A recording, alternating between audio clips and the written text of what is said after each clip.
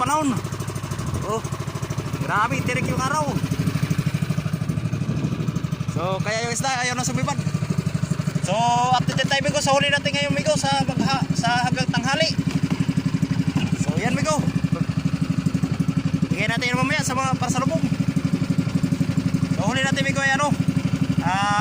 Malapit na po na yung cooler natin. So, yan. Huli natin.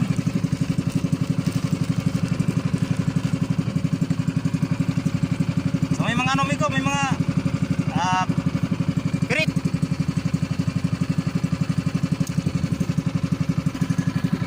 Yan Migo, huli natin lahat.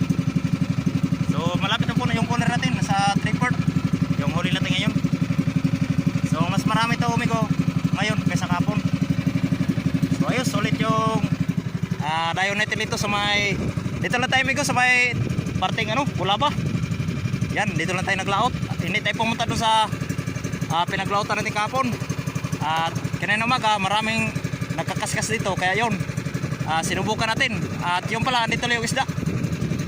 So bukas, dito na tayo bukas ulit. So yan, malapit tayo nakapuno. So solid yung dayo natin. May mga prit tayo, prit. So karamihan Migo isda natin Migo, hasa yung karamihan natin isda.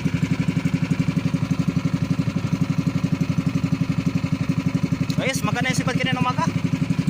Kaya yun, nakaipong kagat tayo ng isda.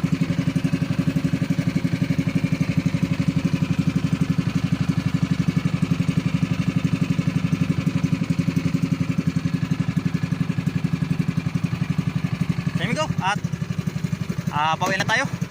Yan pala, magandang tanghali nga pala sa ating mga subscribers at sa mga viewers natin at sa mga silent viewers. Yun, magandang tanghali po sa lahat.